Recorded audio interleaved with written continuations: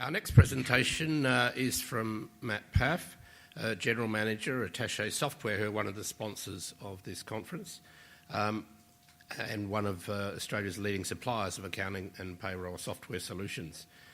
Prior to taking on this role, Matt ran a successful business improvement and software consulting business specialising in the aged care and disability sectors.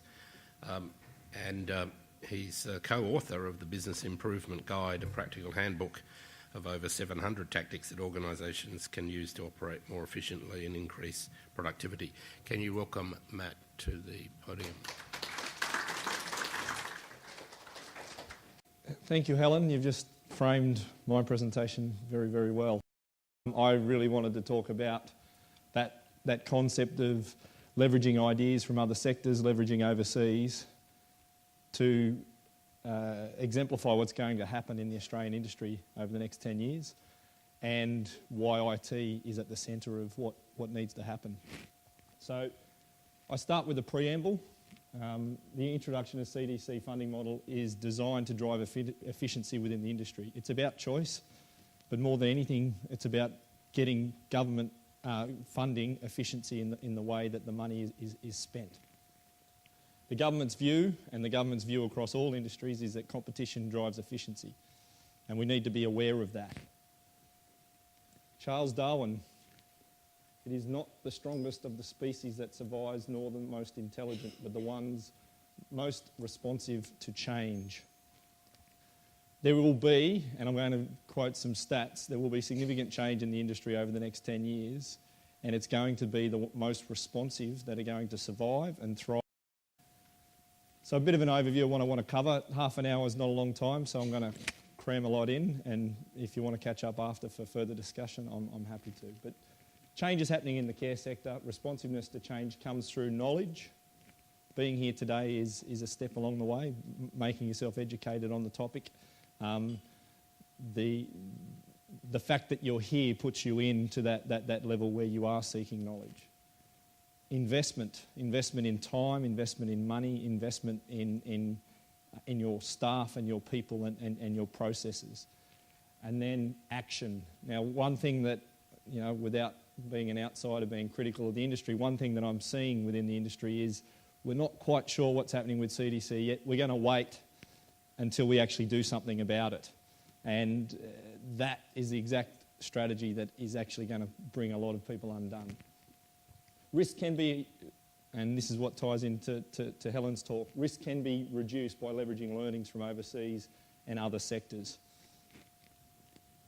IT is a key driver of efficiency within organisations. It's proven time and again, and a holistic approach to IT systems is needed. You can't just deal with the problem that you see and deal with that problem in isolation from the whole organisation. As an accounting and payroll solution provider, I could stand here today and say, go and throw out your accounting and payroll system and that's the core issue here with CDC. That's absolutely not what I'm talking about.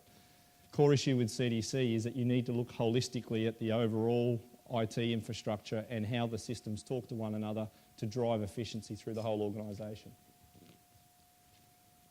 Given that this talk is about risk, what are the key risks under the CDC model that I see? Well, number one is going to be underquoting.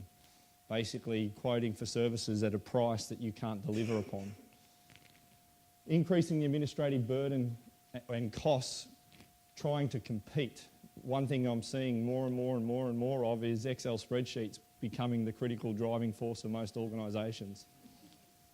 And double entry of data being a key driving force of most organisations in the sector. Rather than trying to deal with the problem, they're putting stopgap measures in place and becoming more burdensome through the administrative process.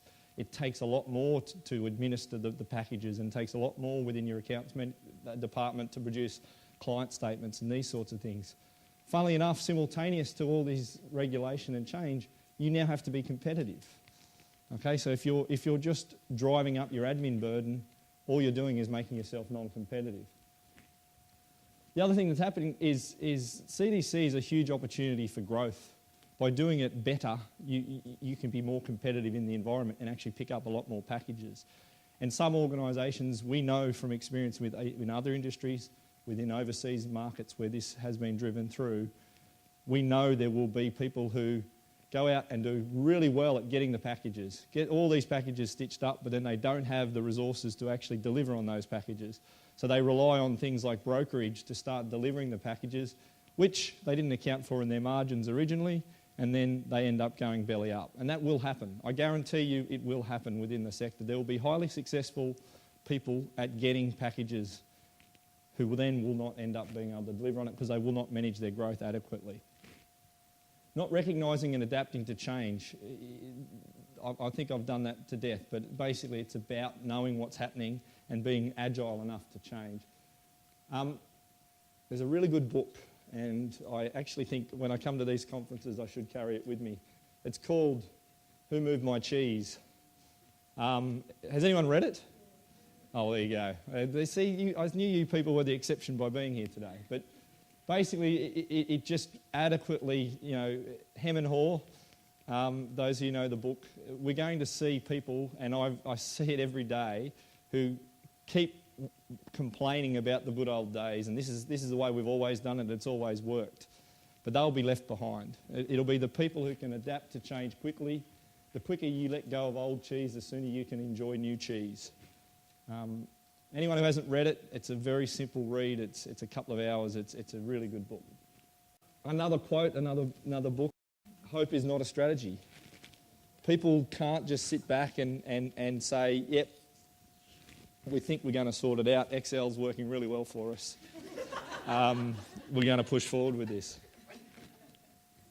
I just want to, you may know some of this stuff, but I want to drive home some facts. And this similar conference in Melbourne a few months ago, there was a speaker, Angela Gifford, who I found fascinating. She spoke about the UK market when they introduced CDC in the late 80s, early 90s. These are some of the stats I've found. Google help me. These would have changed since 2009, but it underlines a point I'm about to make. But 83.4% were effectively not-for-profit providers within the community care organisation. Can I get a hands up who's in the not-for-profit sector in the room?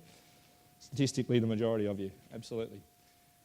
Only 5.1% of care providers in Australia in 2009 were in the for-profit sector.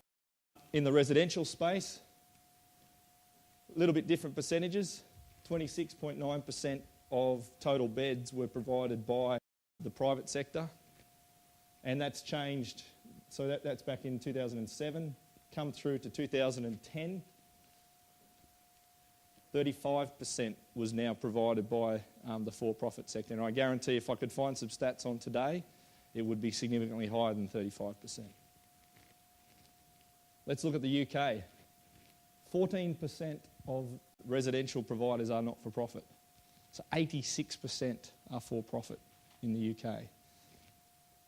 Angela quoted a stat. Now, I haven't been able to back this up, but Angela Gifford is my source of this. 6% of the community care is not-for-profit.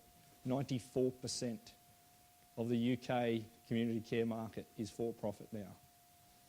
So what's the point I'm trying to make? The risk that the not-for-profits run is who moved my cheese, not realising that we're in a now competitive environment. You have to compete. The reason why the for-profit organisations have dominated in foreign markets when this change has come through is because the not-for-profits sat on their hands and said, we know this industry, this is our industry. We know this industry. But what you're already starting to see is large organisations coming into the sector who have no experience in aged care, but they know about cost management. They know about labour hire. They know about things that they know how to deliver a service and make a margin on their actual cost. Now, my experience within the industry is too many people don't know their actual cost of delivery. Too many people within the sector have no idea. Let's get back to the point. Competition requires operational efficiency. IT is the biggest driver of operational efficiency in any sector. Here's some quotes. 50% of labour productivity growth can be explained by IT investment. IT accounted for 60 to 80% of productivity growth in 9 industries studied. IT is a key driver for competitiveness, and Excel does not count as IT. So what can we learn from other industries? Know thy cost of delivery. That is probably the number one takeaway I can try and drive home today, is other sectors show that knowing your cost is key to survival. Knowing exactly what it costs you to deliver a service so that your care managers who are out there effectively as your sales team who are doing quotes can quote at a reasonable margin that you're actually going to make a profit on to cover your cost of delivery. And I say your actual cost. Too many people don't understand the actual cost of delivery. They know they pay a staff member $25 an hour. Then you've got 9.25% superannuation. Then you've got things like work cover. Then you've got training and IT systems and telephone bills. And what is the actual cost of delivery of service? It goes far beyond what you pay that person on an hourly basis. So let's get into it. My view of CDC is where the drive in particularly the community care sector at the moment, because this is where it's happening, is historically organisations have been pretty good at reporting down to program level. Okay, they will have a program that gets funded by a funding body, and they need to report on how that program went. CDC requires you to drill below that level now. Okay, you need to go down to the individual service that you're providing, even the individual staff member, individual client, to know exactly what it's costing you to deliver the service. Just to represent that, historically most organisations have operated on a bucket approach. We have a program, we cost against that bucket. Okay, anything that goes, any of the expenses, we put against the bucket, and then we basically report at bucket level. And there might be 50, there might be 70 people within that program. Doesn't matter, we're just focusing on the actual program delivery. CDC now drives in this need to actually cost and know your profit margin down to the individual service that you're providing and the individual client, to know that you're actually going to be able to survive into the future. Client statements. Now, I gave a talk in Melbourne on this and it raised a lot of controversy amongst a number of different people. Client statements are a key factor of CDC. You need to produce, the home care provider must provide a consumer with a monthly statement of income and expenditure in a format that enables the consumer to understand where the funds have been expended as well as the balance of the available funds. The format of the statement must be clear and easy to understand and should be consistent with the individualised budget. Now in Melbourne, I got up and said that sounds like a profit and loss statement to me. That sounds like it's a function of the accounting system. And a lot of people in the industry disagreed with me. Okay, I'm not here to drive that point home today. I'm just going to say that you do need to report down to individual client level. So at some level in your IT systems, you need to be accounting for costs and accounting for income down to an individual level so that you can produce a client statement. Let's look at the IT systems which are impacted by CDC, and there's a lot. If you really take into consideration, you all should have a care management system, general ledger, payroll, rostering, time and attendance, accounts payable, purchasing, accounts receivable, budgeting, quotations, reporting. There's a whole heap of different systems that are impacted by consumer-directed care. And it's a matter of not double entering data. As I said, if there's one point I can take home, do not try to eliminate the double entry of data to drive efficiency through the organisation. So there's three approaches to doing that. There's the complete all-in-one systems, the jack of all trades. I won't say master of none, but I'll say the jack of all trades. The integrated best-of-breed solutions, that's where you go and you have fit-for-purpose solutions and you enable talking between the systems. And then there's the disjointed standalone systems. And to be blunt, the majority of the industry has the bottom right now. And it's the organisations that go for the integrated best-of-breed. To be honest, I don't know of a complete all-in-one system in the market that does everything that's required for a care organisation. I would suspect it evolves, and if it does, it will be very, very expensive and it will only target probably the top 5% of providers.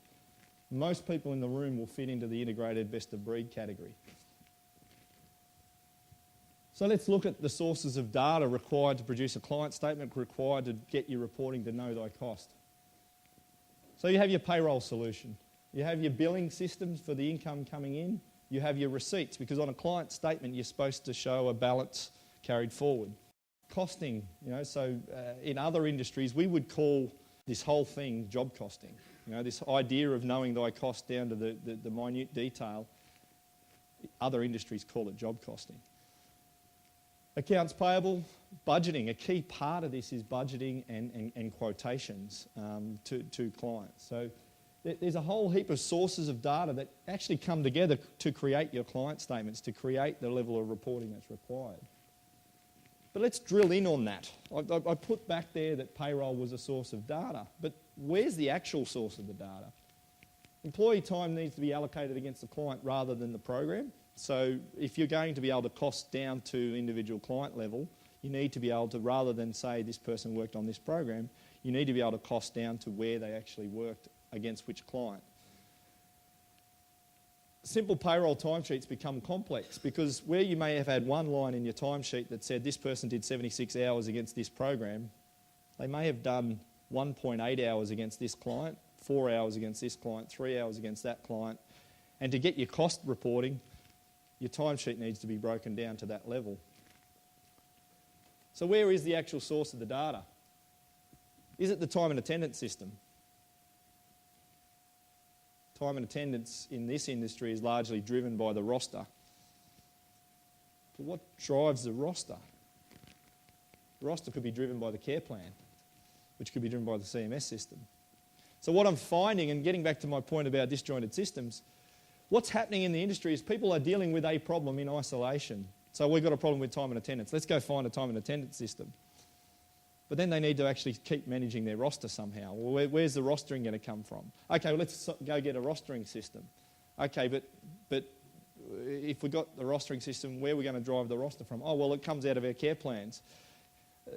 There's a lot of misfocused direction on where people should be investing their time and their effort and narrowing it down to where the largest noise is being created within the organisation. People screaming, saying, I'm having real difficulty with my rosters, leading people to go and look for rostering systems when you already have a care management system that could potentially provide better service than what you're currently using it for. Or if you do go and get a standalone rostering system, does it talk to your care management system to be able to not have to duplicate data such as employees and clients? Just while I'm talking about payroll, I have to do a little stop press because this is pretty important. Whilst we're dealing with regulation change and change in the funding model, you can't forget that there are other things that are changing. There are legislation such as if you have more than 100 employees, you are now supposed to report to the Gender Equality Commission. Okay, a lot of people aren't aware of that, but you are. You're supposed to do an annual statement to the Gender Equality Commission. Superstream comes into effect on the 1st of July for any organisation with more than 19 employees. We just did a survey of over 3,500 companies in Australia and found that 49% of organisations currently have little to no knowledge of Superstream, and it comes into effect in 3 months. It's very important, if you haven't dealt with Superstream, to start talking to your payroll provider, start talking to your payroll staff. What are we doing about Superstream? I'm not going to go and explain Superstream, I'm just raising it because it was just a stat that bowled me over when I saw it yesterday from the survey results that we got back. Anyway, getting back to systems. Budget. Where does the budget for a client come from? Is it static? Is it something that you agree on up front? Or is it dynamic as things change? So a budget ultimately can come from the original quotation provided for the package. It could also come from the forward estimate of the roster. How far into the future do we take our roster to be able to provide a budget for the client on what it's going to cost them? Remembering that, generally on the 1st of July, under the modern awards, there is a transition of cost for your delivery that's going to happen. So that needs to be taken into account. Your purchasing system, a key thing about CDC is being able to provide purchases on behalf of clients as well. One example at a conference I went to was a client with incontinence needed a new washing machine, and that was put into their budget. That was a part of the purchasing system to have the forward, commitments of the organisation to know that we're going to buy a washing machine for this particular client in September. You know, these sorts of things, well, where is the budget coming from? I'm not going to provide the answers. I just want to spark the thought process that if you're trying to deal with the budget in isolation, Microsoft Excel is going to be our budgeting tool. Well, where's the information actually going to come from? Is it something that someone has to sit there and key and work out every time you sit down and work it out? Or is it going to be dynamic with data flowing between your rostering system and your quotation and your purchasing system? I'm going to finish with 7 fast facts. I'm an opinionated person. They're my opinions. You can take them or leave them, but I'm going to call them facts. CDC will require operational and administrative change and efficiency for providers to survive. We saw the stats from the UK. Right? IT systems are a key means of driving efficiency. To drive efficiency, investment is required. Investment of money, time, and intellectual property. It's a fact. Okay, while funding is tight, whilst we don't have budgets, there is a certain level of investment that's going to be required to adapt to change.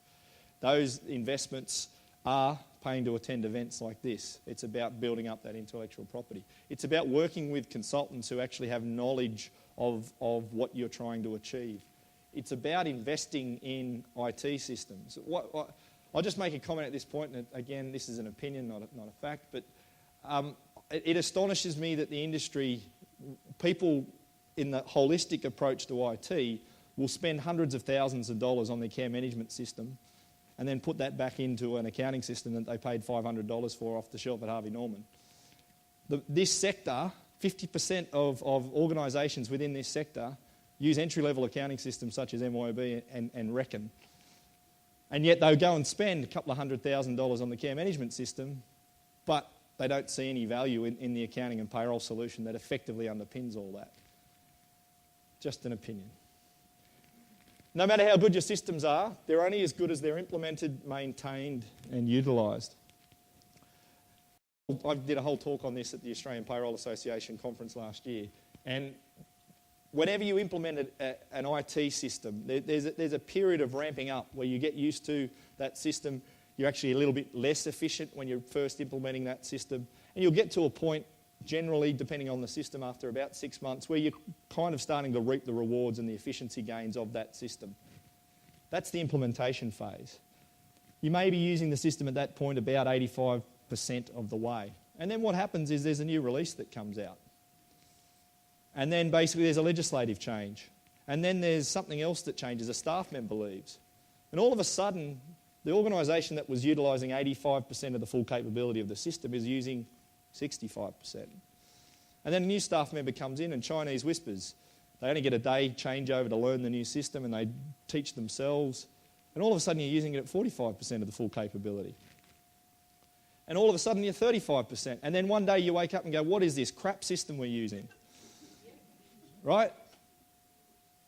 Funnily enough, 90% of the time, it's got nothing to do with the system. It's how well you've implemented and maintained that system. Okay? Now, you need to challenge your IT providers to continue to be relevant. And there are a number of packages in our industry that haven't maintained their relevance. So I'm not just going to blame the individual organisations for how well they've implemented and maintained. But a lot of the time, it is the individual organisation and how well they've implemented and maintained their system. At some point, you need to challenge your IT service providers to do an annual review. Are we utilising the system to its full capability in 2014? We may have implemented it in 2005. Most accounting systems often have been implemented back at GST time, 14 years ago. Are we utilising the full capability of the functionality today? Capturing data at the primary source and eliminating double entry wherever possible must be a core strategy of every provider competing in the CDC world. Eliminating double entry of data has to be a core strategy of every organisation, because I will tell you for a fact, the new players who are coming into the industry are coming from industries where they've had no choice. And they don't come into this industry thinking that, hey, we're going to throw out all that learning that we've got from our other industries and start again. They're actually going to bring their knowledge of efficiency and driving down that admin margin. How do we keep that admin margin at an absolute minimum So we can price our services at an absolute minimum whilst maintaining a profit margin. Some of the best examples, Helen referred to like hospitality and car manufacturers. I would refer you to people like labour hire companies. Labour hire companies have to know the exact cost of every one of their staff in order to survive and thrive. I'd also refer you to people like engineering firms who cost everything down to the individual cent, so they know whether they're making a profit on each project. The delivery van versus the B-double truck. Little analogy. Effectively, my point here is as you go through your life cycle and the company grows and your IT systems grow with you, often the simple systems like Excel do a really good job. It's really easy to do stuff in Excel. You click and you drag and you copy and you paste. Really easy. It's like driving a delivery van around the city. You can get it in and out of traffic, you can park, you can do what you want with it fairly easily. It's got air conditioning, it's got suspension. But at the point that your organisation needs to actually start doing its deliveries with a B-double truck because your deliveries are too large, your requirements are too large, it can be harder. Doesn't mean that the B-double truck's not better than the delivery van. It's not an excuse to not learn how to drive the B-double truck just because it's not as easy. Okay? The point is, if you need a B-double truck to get the level of reporting that's going to make you competitive, it's not necessarily going to be easier than your Excel spreadsheets or your MYOBs to actually move forward with. But what you're going to get in the long run is a better, more detailed reporting mechanism. I just threw out, I'm not one to flog product, but I'll just put that little comment up there.